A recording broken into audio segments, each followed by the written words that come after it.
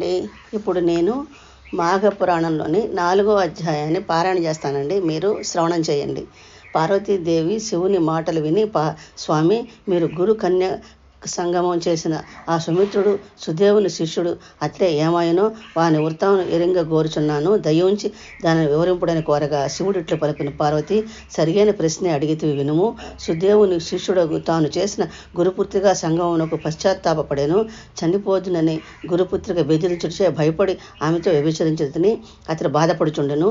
తుదకు తనలోని బాధను భరించలేక గురువు వద్దకు వచ్చి నమస్కరించి ఇట్లు పలికెను. గురువర్య, పూర్వం నేను మీ వద్ద చదువుకొనుచున్నప్పుడు ఒకనాడు సమాజంలో ఉన్న వానికే అడవికి మీ ఆజ్ఞచే పోతిని. మీ కుమార్తెయో బంతితో ఆడుకొనుచు నాతో మీరు చూచుచుండగానే అడవికి వచ్చినది. అచ్చట నిర్జనమైన ఏకాంత మనోహర ప్రదేశమున నన్ను తన కోరిక తీర్చవలసిందని బలవంత పెట్టినది. నేను అందులోకి అంగీకరించలేదు. అప్పుడేమో పోయి నువ్వు నా మాట విననన్ను కూడనచో నేను ఇచ్చటనే ప్రాణములు విడిచదును అనగా బలవంతముగా ఆత్మహత్య చేసుకొందును. నేను లేకుండా నీ ఇంటికి పోయినచో నా తండ్రి నా కుమార్తె ఎక్కడని అడిగిన నీవేమని చెప్పగలవు? నీ గురువు అయిన నా తండ్రి నా యందలి ప్రేమచే నిన్ను తప్పక శపించును. మూఢుడా, ఇప్పటికైనాను నన్ను పొంది సుఖించుము, నన్ను వేగముగా కౌగిలించుకొని రమ్ము, నా కోరికను తీర్చుమని అనేక విధములుగా నిర్బంధించినది.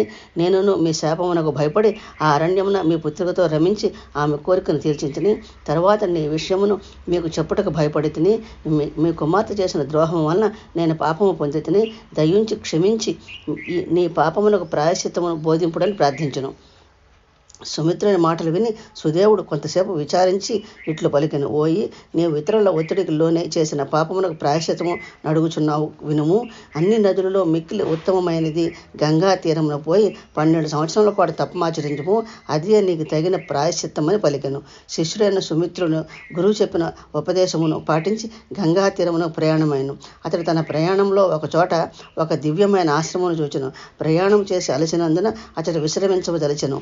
అతడి వారందరూ శిష్యులు, మిత్రులు, కుటుంబ సభ్యులు మున్నగు వారితో మాఘమాస స్నానము చేసి శ్రీహరిని పూజించుచు మాఘ పురాణమును వినుచుండిరి.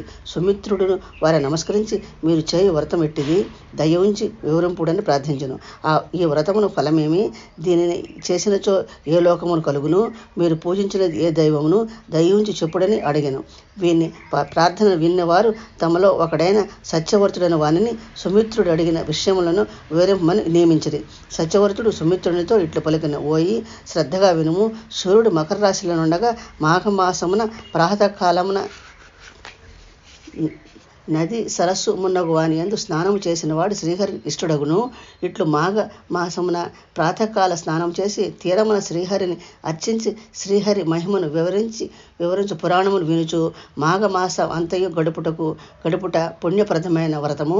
మాఘ స్నానము మానిన వాడు సత్య శౌచములను విడిచినవాడు, పరులను నిందించువాడు, బ్రహ్మహత్య చేసిన వానితో సమానులు, అబద్ధపు సాక్ష్యములను చెప్పువాడును, దురాచారుడు, స్త్రీ సాంగత్య లోలుడు, మాఘమాస స్నానము మానినవాడు, బ్రహ్మహత్య చేసిన వానితో సమానులే అగుదురు. తోటలను కూల్చినవాడు, కన్యలను అశ్వములను అమ్మినవాడు, చెరువు గట్టును తెగకొట్టినవాడు, పరస్త్రీ సాంగత్యం గలవాడు, దేవద్రవ్యము అపహరించినవాడు, తానిచ్చిన దానిని దొంగిలించువాడు, మద్యపాన లోలుడు, అనిన మాట తప్పినవాడు, పెద్దలను, దేవతలను, బ్రాహ్మణులను ద్వేషించువాడు, దేవునికి నివేదన చేయని అన్నము తినువాడు, పితృశేషాన్న భోజనుడు, సోదరుని భార్యతో రమించినవాడు, అసత్య భాషణం భుజించుచు అపవిత్రుల మాటలను వినువాడు, పురాణ శ్రవణము, వివాహాది శుభకార్యములను పాడు చేయువాడు, తల్లిదండ్రులను ద్వేషించువాడు, వీరందరూ పాపాత్ములే సుమ. మేము చేయుచున్న ఈ మాఘమాస వ్రతమును పాటించినచో ఈ పాపమును బద్దలై పరిశుద్ధులైన పుణ్యమును పొందుదురు.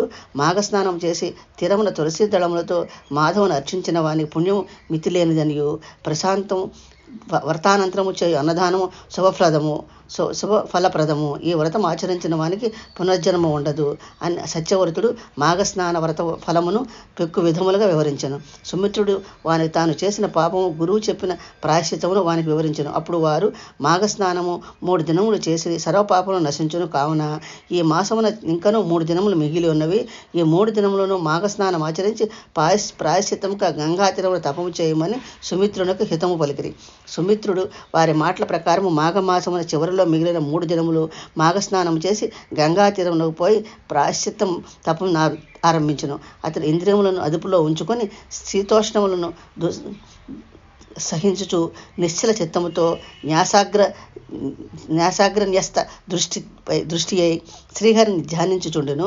మోక్షదాయకుడైన శ్రీహరిని శంఖచక్ర గదా పద్మ విభూషిత చతుర్బాహునిగాను, కౌస్తుభాలంకృత కుతుడుగాను, పీతాంబరుడుగాను, హరికి కిరీటాది మండితుడిగాను, లక్ష్మీ సమేతుడిగాను భావించి ధ్యానించుచు తన మనసును అతనిపై లగ్నము గావించి తపము చేయుచుండెను. నిశ్చలమైన అతని తపము తీవ్రమైన వర్ణించరాని రీతిలో నుండెను. ఈ విధముగా 12 సంవత్సరములు గడిచినవి. ఆయనను మానక అతడిట్లు తపము ఆచరించుచునే ఉండెను. చక్రపాణియగు శ్రీహరి కృపా విశేషమునంది అనుగ్రహీతుడైన మాఘస్నాన ప్రభావంచే గంగాతీర తపశ్చరితే కేవలం ప్రాయశ్చిత్తమునే కాక మోక్షమును కూడా నందెను.